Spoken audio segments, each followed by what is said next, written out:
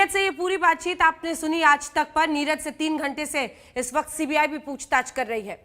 अब हमारे साथ खास मेहमान शेखर सुमन जी, बॉलीवुड स्टार, जुड़ रहे हैं। शेखर जी, बहुत बहुत स्वागत आपका आज तक पर। सुशांत सिंह राजपूत के लिए शेखर जी, आपने बहुत कोशिश की और सबसे पहले सीबीआई जांच की आवाज आपने उठाई थी। आप गवर्नर से मिले, आप मुख्यमंत्री नीतीश कुमार से मिले, आप तेजस्वी यादव से मिले। आज सीबीआई जांच वहां पर शुरू भी कर रही है, जबरदस्त तेजी के साथ कर रही है। सबसे पहले तो आपकी प्रतिक्रिया इस पर, और क्या आपको लगता है अब इंसाफ होगा इस पूरे मामले में? शेखर जी, ये कहना बहुत मुश्किल है इंसाफ होगा या नहीं होना चाहिए, क्योंकि आज भी मैंने जैसा ट्वीट किया है कि संघर्ष जितना कठिन होगा, जीत उतनी ही शानदार। तो ये एक लंबी लड़ाई चलेगी, लेकिन आगाज जो है, अभी शुरुआत अच्छी हो गई है। जिस लड़ाई के लिए हमने ये पहल की थी, जिस मुहिम के लिए, जिसको लेकर हम आगे बढ़े थे, वो आखिरकार ऐसा लग रहा था, बीच में बहुत ज्यादा मायूसी हुई थी कि नहीं होगा, कई ताकतें इसके विपरीत लग रही थी, विरुद्ध लग रही थी। लेकिन कहते हैं कि जब जनता की ताकत सामने आ जाती है तो उसमें ईश्वरीय ताकत होती है। ईश्वर अपनी आवाज जनता, 130 करोड़ जनता के जरिए हवाले से बुलंद कर रहा था। तो ये आवाज रुकने वाली नहीं थी, ये सुनामी से बढ़कर एक ताकत थी। तो ये जो एक जलजला आया, उसमें सब कुछ खत्म हो गया। और ये सीबीआई इंक्वायरी की जो मांग हमने की, पहली बात तो ये कहना चाहूंगा कि इसकी शुरुआत किसी ने नहीं की, इसकी शुरुआत ईश्वर ने की।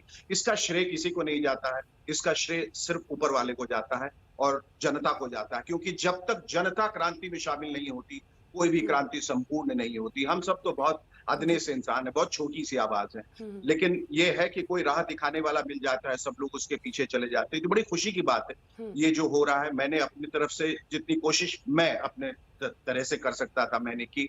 और मुझे ताकत सिर्फ जनता से मिली, और हम सब ने मिलकर ये लड़ाई, जिसमें आप भी शामिल, सब लोग शामिल है, सबने मिलकर ये लड़ाई लड़ी, क्योंकि ये इंसानियत के लिए लड़ाई, ये अन्याय के खिलाफ एक लड़ाई थी। हम किसी पे तोहमत नहीं लगाना चाहते, किसी पे उंगली नहीं उठाना चाहते।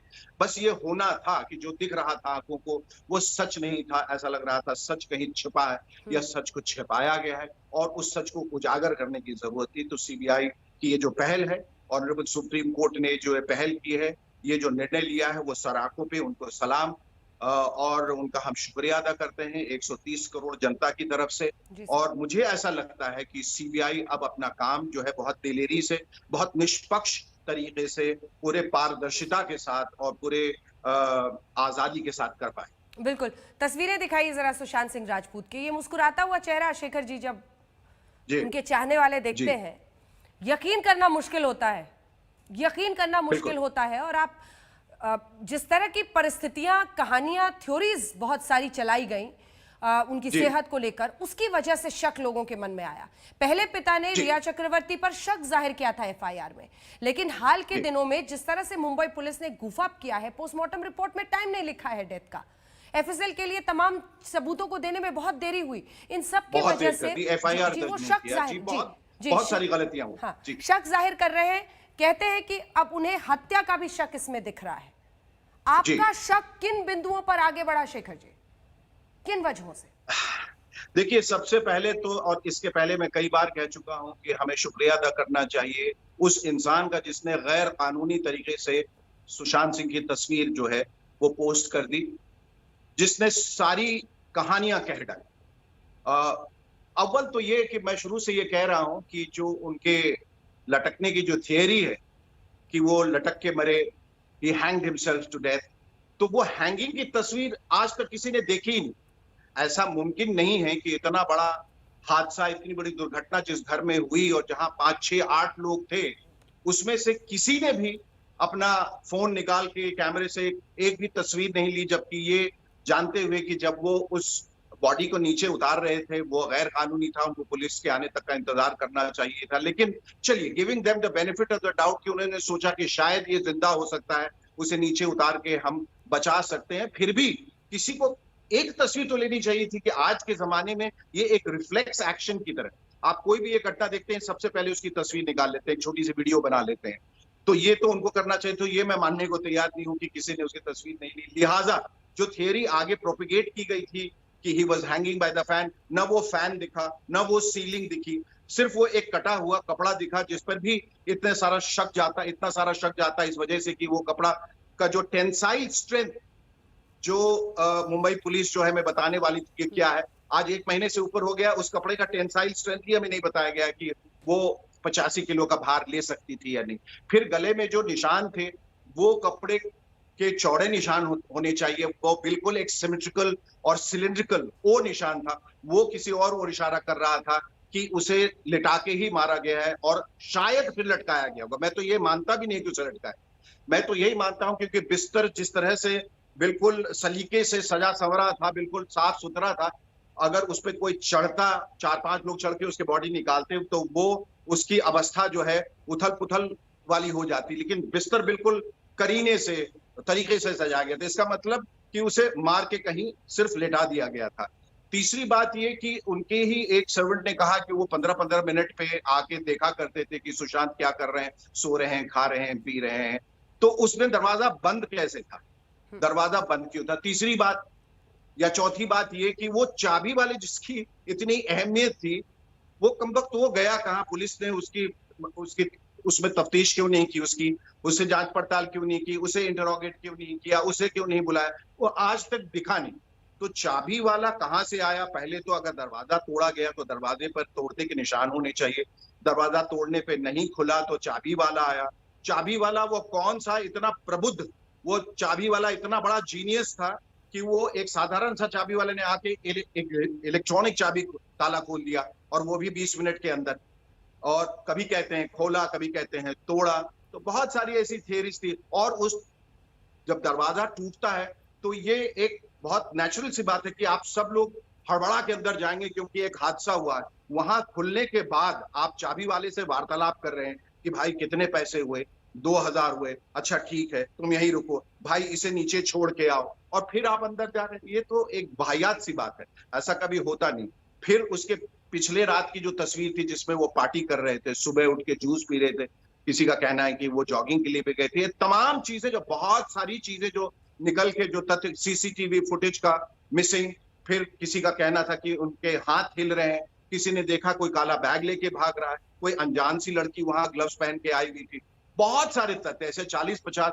मुझे मालूम है कि हमारे एक रिपोर्टर हैं जो एबीपी न्यूज और दूसरे चैनल्स में भी हुआ करते थे, सुनील झा जी, उन्होंने सबसे पहल की थी और 15 जून को मुझे याद है उन्होंने मुझे फोन किया था, उन्होंने मुझसे पूछा था कि शेखर जी आपको क्या लगता है, ये आपको सुसाइड लगता है? और मैंने अनायास ही कह दिया नहीं, मुझे ऐसा फाउल प्ले लग रहा है इसे देख के, और ये तस्वीर शायद ये बहुत सारी कहानियां कह रही हैं। और हम दोनों ने एफबी लाइव किया जहां बहुत कम लोग थे, कोई 1000 लोग थे, और हमने इस पे बहुत सारी चर्चाएं हुई, बहुत सारी बातें हुई, जहां हमने अपने मन की बात कही, उन्होंने मन की बात की। जब हम दूसरे दिन आए बात करने तो 20,000 लोग, फिर 50 लोग जुड़ते गए, और फिर लोगों ने भी यही कहना शुरू किया। तो उन्होंने मुझसे फिर सलाह मुझे दी कि आप जस्टिस फॉर सुशांत फोरम की शुरुआत कीजिए, और मुझे ऐसा लगता है कि अगर उनके पिताजी भी इसमें आ जाएं तो एक जन आंदोलन बन जाएगा, फिर हम तफ्तीश के लिए मांग कर सकते हैं। उसी को लेकर मैं बिहार गया, उनके पिताजी से मिला, तेजस्वी यादव जी से मिला, नीतीश जी से मिलना चाहा, वगैरह वगैरह। तो ये शुरुआत तमाम चीजें वहां हुई और लोग इसमें जुड़ते गए, एक बड़ा कारवां बन गया। आज की ये बात हो रही है कि लोग कहते हैं कि मीडिया ट्रायल क्यों हो रहा है। भाई मीडिया का काम है इन्वेस्टिगेट करना, मैं उसे ट्रायल नहीं कहूंगा, मैं कहूंगा ये मीडिया इन्वेस्टिगेशन है। अब तो मीडिया इन्वेस्टिगेशन के, अब तो सोशल मीडिया इन्वेस्टिगेशन भी शुरू हो गया, वो भी छोड़िए, अब इंडिविजुअल इन्वेस्टिगेशन भी शुरू हो गया। हर कोई अपने मामले में अपना एक सामान्य बोध का इस्तेमाल करके, इंट्यूशन का इस्तेमाल करके अब तफ्तीश कर रहा है, और एक फोरेंसिक एक्सपर्ट है जो बहुत सारी ऐसी चीजें जो निकाल के वो ले आया है जो शायद पुलिस का काम था। हमने उन तथ्यों को उजागर किया है। तो बात जो थी वो एक छोटी सी बात से निकली, लेकिन बात चूंकि सच को दबाया जा रहा था, इसलिए सच जो है वो बिल्कुल ऐसा कह लें कि वो आसमान फाड़ के, जमीन फाड़ के वो बाहर निकला, और सच अब उजागर हो गया। बिल्कुल शेखर जी, अब हम आपको वो एक्सक्लूसिव डिटेल्स दिखाने वाले हैं जो रिया चक्रवर्ती की महेश भट्ट के साथ व्हाट्सएप पर बात हुई है। पता है आपको, सबसे पहले लगभग तारीख जितना मुझे याद है 16 जुलाई थी, जब उन्होंने हाथ जोड़कर कहा था कि मैं गर्लफ्रेंड हूं सुशांत की, आप सीबीआई जांच कर दीजिए गृह मंत्री जी। फिर सुप्रीम कोर्ट में कहा कि नहीं, मुंबई पुलिस ही जांच करे। बिहार पुलिस पर जैसे पानी पी के उनके वकील उनके खिलाफ बोल रहे थे। देखिए, शक हर कदम पर लोगों के मन में आया और उसकी ठोस वजह थी। हम आपको दिखाते हैं वो एक्सक्लूसिव जो बातचीत हमने दिखाई है अपने दर्शकों को, जिसमें 8 जून को कोर्ट में ये कहते हैं कि सुशांत ने कहा था कि तुम अपने घर चली जाओ, लेकिन वो महेश भट्ट से बात करके कह रही हैं कि एक बार दिखाइए जरा वो पूरा जो व्हाट्सएप बातचीत है। आयशा कह के वो कह रही हैं, आयशा हैज मूव्ड ऑन, धन्यवाद कह रही हैं। वो आगे ये भी कहती हैं कि डेस्टिनी इज ग्रेट कि आपसे मुलाकात हुई है। और कोर्ट में ये कहा कि सुशांत ने कहा था इसलिए मैं चली गई थी 8 जून को। और फिर वो 1 महीने के बाद आई सीबीआई इंक्वायरी की मांग, 1 महीने के बाद।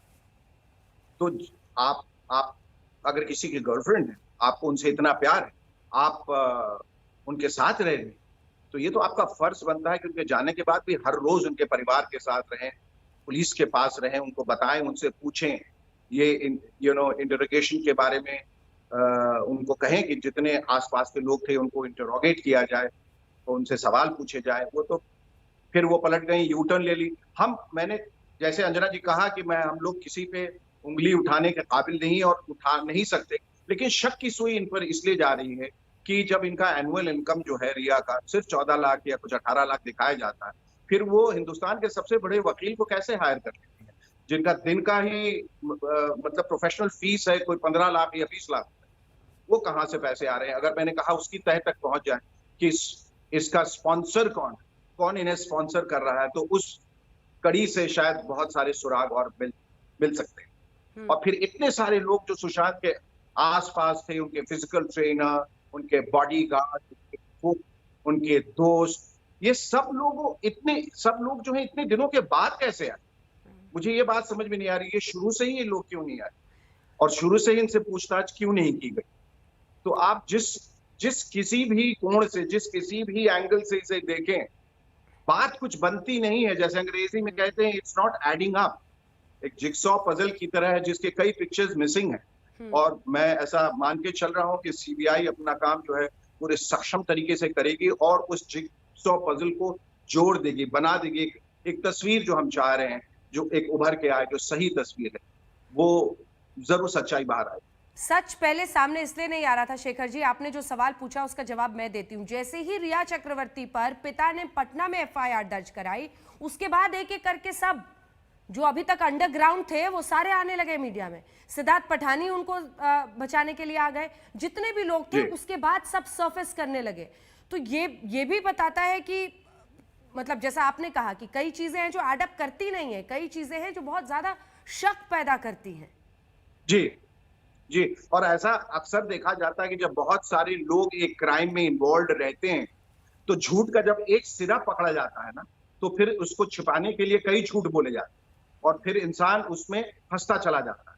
और ऐसा भी देखा जाता है जब बहुत सारे लोग इन्वॉल्व हैं, तो कहते हैं एक चोर को बचाने के लिए दूसरा चोर सामने आ जाए, फिर दूसरे को बचाने के लिए तीसरा आ जाता है। तो ये सारे लोग जो हैं, मैं फिर भी कह रहा हूं, मैं किसी पे उंगली नहीं उठा रहा हूं क्योंकि मेरे पास कोई प्रमाण नहीं है, लेकिन शक की सुई जो है वो बहुत ही स्वाभाविक तरीके से सब तरफ जा रही है, क्योंकि लोगों में के वर्शंस में इतने डिस्क्रिपेंसी है कि बॉडी किसने उतारी उसके 3 वर्जन है। एम्बुलेंस वाला कहता है मैंने उतारी, एम्बुलेंस का ओनर कहता है पुलिस ने उतारी, पिठानी साहब कहते हैं मैंने उतारी। भाई आप लोग आपस में तय कर लीजिए। अगर आपने किरदारों को बांटा है तो लाइंस भी तो सही देनी चाहिए थी। इसकी लाइन वो बोल रहा है, उसकी लाइन वो बोल रहा है। इन्होंने कैरेक्टर्स ही मिक्सअप कर दी क्योंकि बुरे एक्टर थे, रिहर्सल ठीक से नहीं की थी। शायद उन्हें अंदाजा नहीं था कि ये तूफान जो है बिल्कुल पलट के उनके सर पे आ जाएगा, इसलिए वो तैयार नहीं थी। इसलिए सब असमंजस में है। आप देखते हैं कि सबकी जबान लड़खड़ाती है बोलते वक्त, वो सोचते हैं कुछ का कुछ बोलते हैं, अनाप शनाप बोलते हैं, फिर खुद अपने ही जाल में फंस जाते हैं। सुसाइड में पोस्टमार्टम हो और उसमें ये ना बताया जाए कि कितने घंटे पहले मौत हुई है। आप सोचिए, आज उनके वकील ने बहुत बड़ी बात ये उठाई है कि पोस्टमार्टम रिपोर्ट में इतनी सारी लैप्सेस है। क्या एसओपी क्या था मुंबई पुलिस का, कर क्या रहे थे वो तो ईश्वर ही जानता है, खुदा जानता है वो कर क्या रहे थे। कि पोस्टमार्टम जहां हो रहा था, कल जो मैंने विजुअल देखे, वहां रिया को अलाउ किसने किया, वो चली वहां कैसे गई? मतलब कोई खेल तमाशा हो रहा है, ये हो क्या रहा है? एक तरफ आप कहते हैं कि दिशा जो है, दिशा सैलियन जब वो गई, उसकी भी कई थियरीज हैं, वो मरी या उन्होंने आत्महत्या की। कोविड की वजह से 2 दिन के बाद उनका पोस्टमार्टम, 2 दिन के बाद उनका पोस्टमार्टम होता है। तो फिर सुशांत के पोस्टमार्टम में इतनी क्या जल्दी थी कि आपने शाम में ही कर डाला? क्या कोविड यहां अप्लाई नहीं होता था? कोविड सिर्फ कुछ सिलेक्टेड लोगों को अप्लाई होता है। दिशा के मामले में हो गया, सुशांत के मामले में नहीं हुआ। ऐसा लगा कि सबको बहुत ज्यादा हड़बड़ी थी हर चीज रफा दफा करने के लिए। उसका तुरंत पोस्टमार्टम करो, तुरंत क्रियाक्रम करो, रफा दफा करो, खत्म करो सब चीज, ताकि कोई सुराग ना बचे। फोरेंसिक एक्सपर्ट 24 घंटे लेट आते हैं। सुशांत का जो कमरा है वो 1 महीने के बाद सील किया जाता। वो एक टूरिस्ट स्पॉट हो गया था कि आओ घूमो और जो कुछ भी तथ्य है, सुराग है, उसे उठा के घर चले जाओ। बिल्कुल, बिल्कुल। मतलब कोई, ये तमाम चीजें जो हैं वो बहुत हैरत अंगेज। इसका जवाब तो उनको देना पड़ेगा कि ये सब क्यों हो रहा था, ऐसा क्यों हो रहा था, इसका क्या जवाब? बिल्कुल। और ये देर क्यों हुई? हाँ। आप दूसरी बात आपको बता दें अंजना जी, पुलिस कहती है ये आत्महत्या का केस है। चलिए, हमने मान लिया ये आत्महत्या, हम मान लेते हैं आपकी बात, आप बहुत सक्षम है, ये आत्महत्या का केस है, फाइल बंद कर दीजिए। फिर आप ये क्वेश्चन किसके लिए करें? अगर आत्महत्या ही है तो फाइल बंद कर दीजिए। फिर 50-60 दिनों तक 50 लोगों को आप किस बात से इंटरोगेट करें? किस बात के लिए करें? यानी कि आपको कोई सुराग मिला है, यानी कुछ जानना चाह रहे हैं और जान के उसको दबा रहे हैं। मतलब क्या वजह समझ में नहीं आती। या तो आप कहें हत्या है और इंटरोगेट करें, या कहें आत्महत्या और फाइल क्लोज करें। ओपन एंड शट केस है, दोनों में से कुछ नहीं करना है। फाइल बंद भी नहीं करनी है, बोलना भी आत्महत्या है और इन्वेस्टिगेट करना है हत्या के लिए, फिर एफआईआर भी नहीं दर्ज करना है। और हर सुराग, हर घटना के कई वर्षन। ये तभी होता है जब जल्दबाजी में कोई इस तरह का काम किया गया होता है और लोग समझते हैं कि चूंकि पहले हम लोग we got away with blue murder, हम पहले निकल के बाहर आ गए थे, इस बार भी निकल आएंगे। उन्हें अंदाजा नहीं था कि एक तस्वीर जो है इनकी जान की आफत बन जाएगी और वो सब कुछ कह देगी और इतने सारे लोग आ जाए। और पुलिस भी इसके लिए तैयार नहीं थी, लोग भी, बाकी पूरा जो तंत्र है, सिस्टम, वो तैयार नहीं था। अभी देखिए 5 डॉक्टर जिन्होंने पोस्टमार्टम किए थे इकट्ठे ही लीव पे चले। भाई एक ही परिवार के हैं 5 डॉक्टर, साथ में पिकनिक बनाने जाते हैं। कहाँ जाते हैं, किधर गए, कहाँ घूम रहे हैं? तो इन सबको बुलाया जाए, इन सबसे बातचीत की जाए तफसील से। सब भागे चल रहे हैं इधर उधर सब। अब इतने वक्त में तो जितने सुराग है वो तो मिटाए जा सकते हैं ना। ये तो सामान्य ज्ञान है कि ऐसा हो सकता है जी। फिर इतनी कोताही क्यों की गई? इतना लैकडेस्कल अप्रोच क्यों रहा? इतना सुस्ती भरा अप्रोच क्यों रहा कि आराम से देखते हैं, कल बात करें। किसी ने आके हल्ला हंगामा किया तो फिर आपने तफ्तीश शुरू की, फिर किसी ने आके कहा उनको नहीं बुलाया, अच्छा चलो उसको भी बुला लेते, इनको नहीं बुलाया, अच्छा आप भी आइए बुला। आप पहले से खुद क्यों नहीं कर रहे? ये तो आपका काम है।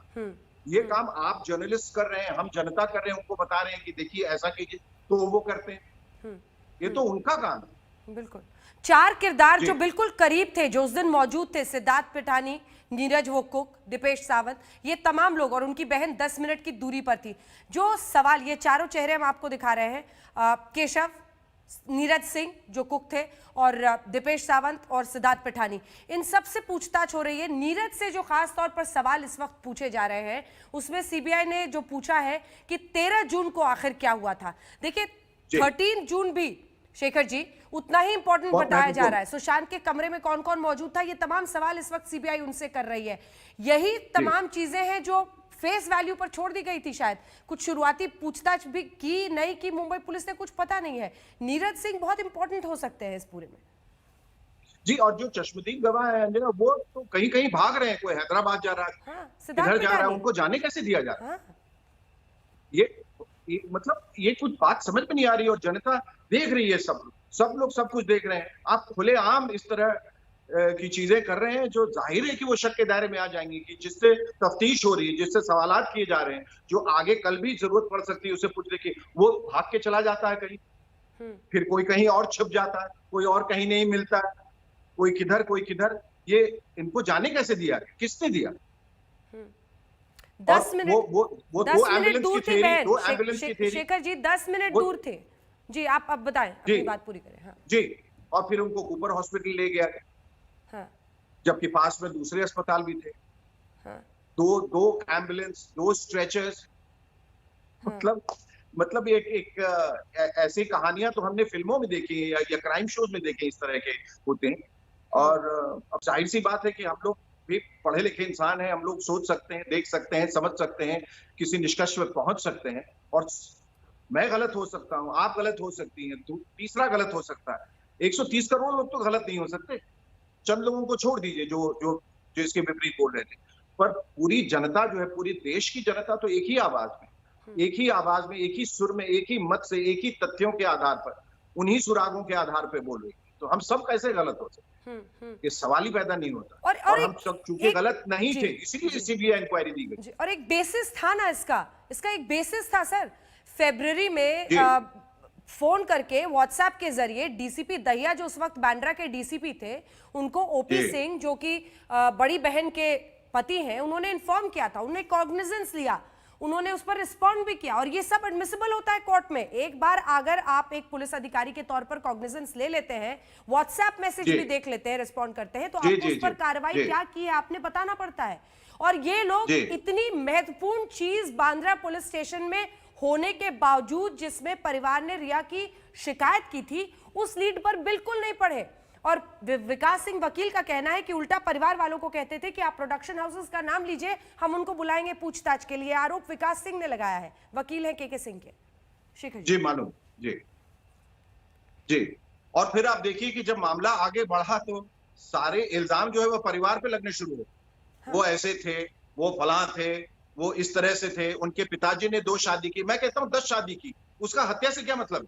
बिल्कुल ये मतलब इसका कोई मतलब बिल्कुल। निकलता ही नहीं है ना। उन्होंने 2 शादी की, इनका इनसे रिश्ता था, उनका उनसे रिश्ता था, इन्होंने कम कपड़े पहन के फोटो खिंचवाए थे, ये सब मतलब बेहुदा बातें बिल्कुल। और दिल को दुखाने वाली बात बिल्कुल कि आप अपने को बचाने के लिए कम से कम दूसरों को बदनाम तो न करें, हम्म उनके चरित्र पर तो लांछन न लगाएं। जाने वाला तो चला गया, वो तो आके बोलेगा नहीं, कुछ बोल नहीं सकता, तो आप उसके पीठ पीछे उसके बारे में कुछ भी बातें कर रहे हैं। डिप्रेसिव था, हाइपोमेनियक था, बाइपोलर था, ट्राइपोलर था, जाने कौन कौन सा पोलर उसको बता दिया। भाई अगर वो अपने जाने से एक दिन पहले 4 फिल्मों को लेकर एक्साइटेड था और सबसे बातें कर रहा था, निखिल आडवाणी जी से भी बात कर रहा था, शायद रूमी जाफरी से भी बात कर रहा था, वो हर किसी से बात कर रहा था, तो वो बिल्कुल जाहिर है कि एक फ्यूचर के बारे में अपना सोच रहा था और वो एक्साइटेड था अपना फिल्मों को लेके।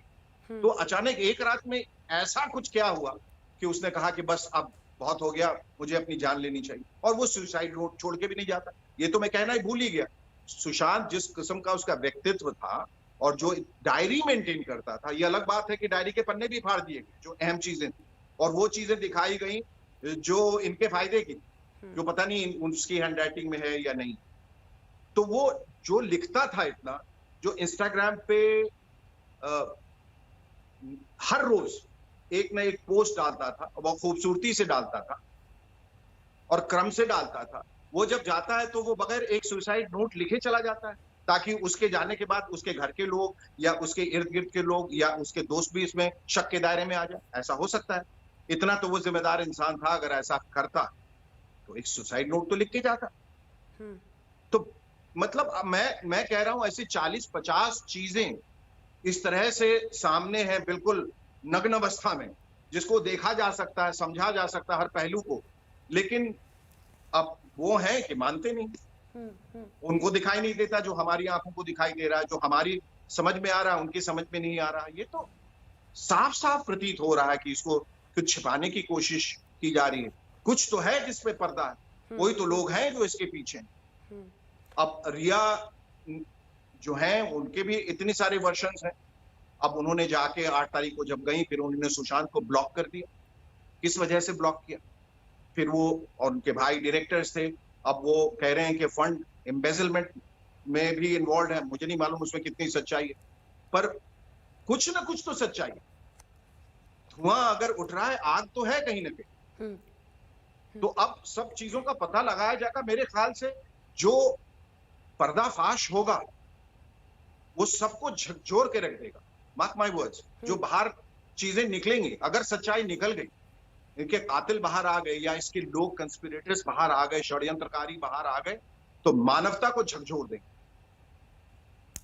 रूमी ऐसी ऐसी चीजें बाहर निकल के आएंगी जिसका हम अनुमान अंदाजा भी नहीं लगा सकते। जो आप कह रहे हैं, रूमी जाफरी भी हैरानी जाहिर कर रहे हैं। उनके साथ आखिरी जी। फिल्म साइन की थी जिसमें रिया को भी लिया था। रूमी जाफरी भी कह रहे हैं कि फिल्म पर डिस्कशन और बातचीत हो रही थी, उन्होंने आज तक से ये बातचीत की थी और अपना स्टेटमेंट दिया था। वो कह रहे थे कि मैं भी हैरान हूं, मतलब उनके लिए भी जी यकीन करना मुश्किल था। जी शेखर जी, कोई आके कहने लगा इनके पिताजी के साथ रिश्ता अच्छा नहीं था, कितनी बार ये पटना गए। अरे अगर पटना जाए या ना जाए उससे रिश्ता थोड़ी खराब या अच्छा हो जाता है। आज के जमाने में जहां आप रोज आप लोग वीडियो कॉलिंग कर सकते हैं, फोन पे बात कर सकते हैं, और अगर आप अपने काम में मसरूफ हैं तो कोई जरूरी नहीं है कि पिताजी से मिलने कोई हर हफ्ते जाए, हर महीने जाए। फिर आपके बहनों के साथ आपका रिश्ता खराब था, मतलब जितना जितना आप इनको बदनाम कर सकते हैं इनको कर दो, और कह दो कि ये परिवार ही सही नहीं था, लोग ही सही नहीं थे, यही सही नहीं था, इसीलिए इसने आत्महत्या कर ली। बड़ी सीधी सी बात है। उनका कहना है आप लोग विश्वास क्यों नहीं कर रहे हैं कि आत्महत्या। हम कहते हैं कि हमें विश्वास दिला दीजिए आत्महत्या, हम तो सिर्फ यही कह रहे थे। हम कहाँ कह रहे हैं, हम कहाँ कह रहे हैं कि हमें विश्वास मत दिलाइए, आप हमें विश्वास दिला दीजिए कि आत्महत्या। और किन कारणों से ये इंसान जिसकी जिंदगी में सब कुछ है वो आत्महत्या क्यों करे। या कोई फाइनेंशियल डिस्ट्रेस में था, इमोशनल डिस्ट्रेस में था, मानसिक संतुलन बिगड़ गया था, रोज काम कर रहा था। आप जितने उनके सोशल इंटरैक्शंस देखिए, वो लड़का कितना एंथुसियास्टिक है, वो कितनी उत्तेजना के साथ हर चीज बात करता है, डिस्कस करता है। वो आप उसके कोई भी वीडियो देख लीजिए, जब वो बाहर घूमने गया है वो कुछ न कुछ कर रहा है। वो कभी हाथ दिखाता है, कभी कुछ गाने गाता है गाड़ी में, कभी एक्सरसाइज कर रहा है। वो इतना ज्यादा एनर्जाइज था, यानी वो जीना चाहता था और एक अच्छी जिंदगी जीना चाहता था। कुछ तो वीडियोस वो क्यों करेगा सुसाइड। बिल्कुल। इसलिए कह रहे हैं कि ये मानने वाली बात ही नहीं। या तो वो बीमार रहता, या वो कुछ बहुत सारे डॉक्टर्स आके कहते हैं हाँ ये तो जाने की अवस्था में था, बिल्कुल, या नाप शनाप बोलता था, या कुछ उल्टा सीधा बोलता था, ये स्किज़ोफ्रेनिक था, ये सुबह कुछ शाम को कुछ और हो जाता था, ये जेकिल एंड हाइड था। ऐसा तो कुछ था ही नहीं, कहीं दिखा नहीं। और इतने सारे लोगों ने उसको घेर के रखा हुआ था, ऐसा लगता है कि पूरा एक चक्रव्यूह बना दिया जिसमें वो फंस गए। यही आरोप है परिवार का भी। और चूंकि हम लोग भी उनसे संपर्क में हैं, नवंबर के महीने में जब इन्हें बताया गया कि तबीयत ठीक नहीं है, 3 बहनें सीधा पहुंच गई वहां मुंबई उन्हें लाने के लिए। उन्होंने ही बताया कि कैसे शौविक और रिया ने बिल्कुल जाने से मना कर दिया। 4 टिकट्स इनके कटे हुए थे पंचकुला जाने के लिए, बहन के पास मना कर दिया, वापस लौटना पड़ा बहनों को। उसके बाद 29 नवंबर को पिता ने मैसेज किया रिया को कि अब तुम जानती हो कि मैं पिता हूं, जवाब दो, से मेरी बात कराओ। जी हाँ। और उन्होंने पिता को भी ब्लॉक कर दिया। हाँ। उसके बाद दिसंबर में फोन नंबर्स बदल गए उनके। जनवरी में वो लड़का अकेले गाड़ी से पंचकुला पहुंचा ड्राइव करके, बर्थडे मनाने 21 जनवरी को अपनी बहनों के साथ। पंचकुला के वो तमाम वीडियोस हैं जिसमें उसने खूब मस्ती की है, क्रिकेट खेले, क्रिकेट मैच डिस्कस कर रहे हैं, वो भी हमने देखा मैंने। जी जी जी जी। उसके बाद 25 से 26 कॉल्स लगातार 2 से 3 दिन वहां रहे थे वो। लगातार कॉल्स आते रहे रिया के और उनको वापस बुला लिया। ये तमाम जो परिवार का वर्जन है वो मैं आपको बता रही हूँ, वो उन्होंने बुला लिया। उसके बाद भी परिवार जुटा रहा, पिता भी संपर्क साधने की कोशिश। अंकिता लोखंडे तक ने मुझे कहा, जो एक्स गर्लफ्रेंड है, उनसे भी फोन करके फादर कह रहे हैं कि मेरी एक बार बात करा दो। इतना मुश्किल हो गया था टेलीफोनिकली उनसे बात कर पाना। आखिर ये क्या फैसिनेशन, ये क्या पागलपन, ये क्या फितूर था कि उनके आसपास जितना स्टाफ है उन सबको बदल दे। और मुंबई जैसे जगह में ऐसे स्टार्स के लिए सीए बहुत महत्वपूर्ण होता है शेखर जी, अगर मैं सही हूं। सीए तक बदल दिया था और अपना आदमी रख लिया था। देखिए मुझे ऐसा लगता है कि जब कुछ आप प्लान करते हैं तो फिर उसका एक रास्ता तय करते हैं, उसकी एक मोडस ऑपरेंडी होती है, उसकी एक प्रक्रिया होती है कि आप जब भी एक कोई षड्यंत्र होता है, कंस्पिरेसी होता है, अगर ऐसा मान के चलें, तो फिर उसमें अपने लोगों को ही लाके वो जाल बिछाया जाता है, क्या ताकि बाकी जो लोग हैं वो उस इंसान के लॉयलिस्ट हैं जिनको आप प्रताड़ित करना चाहते हैं, रास्ते से हटाना चाहते हैं, या कुछ और करना चाहते हैं जैसे। तो ये बहुत जरूरी हो जाता है कि उन अहम जगहों पे, पदों पे जो लोग आसीन हैं उनको हटा के अपने लोग लाए।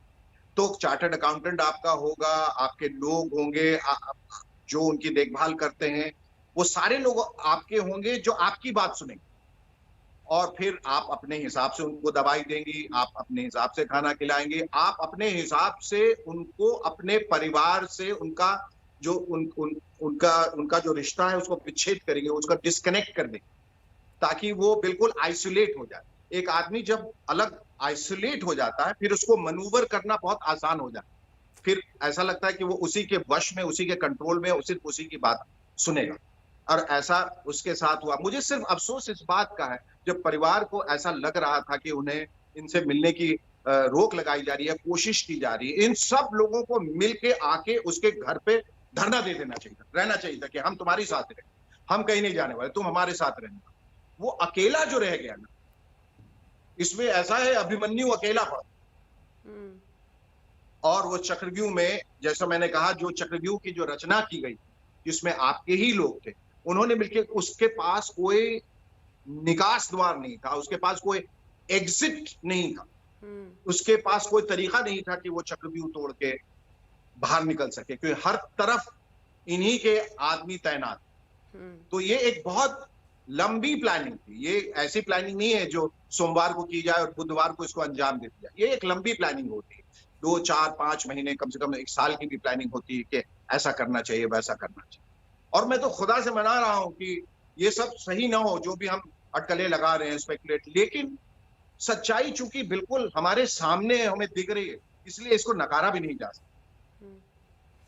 ये महेश भट्ट का क्या एंगल आपको समझ में आता है? ये जो पूरी थ्योरी फ्लोट की गई कि तबीयत खराब थी, उनके हेल्थ को लेकर सवाल खड़े किए गए, ये महेश भट्ट वाली थ्योरी में आपको क्या लग रहा है? क्योंकि ये मैसेजेस आप देखिए, ये 8 जून के हैं सर, 8 जून के मैसेजेस हैं ये, कि तुम करी प्यारी बच्ची, और ये सब क्या है ये? देखिए, वो महेश भट्ट साहब एक बहुत ही पढ़े लिखे, समझदार इंसान है, अच्छी फिल्में उन्होंने बनाई हैं, बुद्धिजीवी हैं। लेकिन क्या होता है, कभी कभी विनाश काले विपरीत बुद्धि भी हो जाता है, कभी कभी हालात ऐसे होते हैं, परिस्थितियां ऐसे हो जाती है, कभी कभी इंसान कुछ गलत भी कर जाता है। मैं कुछ कहीं उंगली नहीं उठा रहा हूँ, मैं महेश जी की बहुत इज्जत करता हूँ और मेरा उनके साथ समीकरण भी बहुत अच्छा है। लेकिन अगर इस तरह के तथ्य बाहर निकल के आते हैं और जनता कुछ सोचने पर मजबूर हो जाती है, तो वो अपनी जगह वो भी सही है। इनका क्या रिश्ता था, उस पर कोई टिप्पणी नहीं करना चाहूंगा। जहां तक महेश जी को मैं जानता हूँ, बहुत ही सुलझे हुए, और मैंने कहा कि ये एक बहुत ही ईमानदार इंसान की तरह दिखे, बेबाक इंसान। अब ये पुलिस का काम है या सीबीआई का काम है कि पता लगाए कि ये समीकरण जो था, ये इक्वेशन था इन दोनों के बीच में क्या है। Is there more than what meets the eye, और अगर है तो उसका पता लगाए। शेखर सुमन जी, आपने बहुत ही खुले दिल से तमाम बातें की, और इस मुहिम की एक तरह से आपने शुरुआत की, और लोग जुड़ते गए, और जैसा कहते हैं आज देश में हर कोई बस ये जानना चाहता है कि सच क्या है 14 जून का, क्या हुआ था उनके सुशांत के साथ, और हर किसी को यही लगता है कि सुशांत उनके अपने थे। सच्चाई जरूर बाहर आनी चाहिए। मुझे दुख इस बात का है कि हमारी फिल्म इंडस्ट्री के तमाम लोग बाहर नहीं आए, सपोर्ट नहीं किया, नहीं तो ये काम शायद बहुत पहले हो जाता। लेकिन मैं फिर भी कहता हूँ कि चॉइस उनका है, जो करना चाहे। जैसे एक भिखारी सड़क पे रहता है, वो कहता है जो दे उसका भी भला, जो ना दे उसका भी भला। तो जो आए उनका भी भला, जो ना आए उनका भी भला। सिर्फ ये है कि आखिर में आके नाखून कटवा कर शहीदों में अपना नाम दर्ज करवाने की कोशिश न करें। तो ये उनमें ये हौसला होना चाहिए था। वो राहत इंदौरी, मरहूम राहत इंदौरी साहब का शेर है कि कुछ लोग हर मोड़ पर रुक रुक कर संभलते क्यों हैं, इतना डरते हैं तो फिर घर से निकलते क्यों। बहुत बहुत धन्यवाद आपका। लेकिन एक बार ये जो आपने डॉक्टर्स वाली बात कही है सर, उस पर एक आखिरी सवाल मैं पूछना चाह रही थी कि इसके बारे में आपके पास क्या जानकारी है? क्या जो तमाम डॉक्टर्स थे वो एक साथ छुट्टी पर चले गए हैं? उनका बयान को लेकर क्या कोई फर्स्ट हैंड इंफॉर्मेशन है आपके पास? किसके बारे में पूछ रही हैं? जो आपने डॉक्टर्स के बारे में कहा कि तमाम डॉक्टर्स एक साथ छुट्टी पे चल गए हैं, उनसे भी पूछताछ होनी चाहिए। जो मुझे जानकारी मिली है, देखिए हम तो जानकारी यहाँ वहां से ही इकट्ठा कर रहे हैं, और सोशल मीडिया पे आप देखिए बहुत सारे फेक न्यूज भी हैं। बहुत लोग अपने व्यूज के लिए और तमाम चीजों के लिए भी वो अनाप शनाप चीजें लिखते रहते हैं, गलत चलत। लेकिन कई जगहों से ऐसा सुनने को मिला है कि जो 5 डॉक्टर्स जिन्होंने पोस्टमार्टम किया था, वो इकट्ठे ही अब सब लीव पे चले। ठीक है, यानी कि अगर उनको क्वेश्चनिंग के लिए बुलाना अगर कोई चाहे अभी तो वो मिलेंगे ही नहीं, ऐसा मुझे बताया गया। ठीक है, इस हो खबर को सकता हम है मैं जरूर गलत हूं, वेरीफाई करेंगे मुझे और नहीं आपको मालूम, भी पर ये बताएंगे। खबर की आप पुष्टि कर लें। जी ठीक है। बिल्कुल बिल्कुल। बहुत बहुत धन्यवाद शेखर जी, आपकी इसी बात के बहुत बहुत साथ आपका इस धन्यवाद। बातचीत का अंत करते हैं। धन्यवाद। आगे भी ठीक है, आपसे थैंक यू। बातचीत होगी और हर किसी की यही कोशिश है कि सच की तह तक इस पूरे मामले में सीबीआई पहुंचे। एक ब्रेक के लिए हम रुक रहे हैं, लगातार नॉन स्टॉप कवरेज आज तक पर जारी है, देखते रहिए आज तक।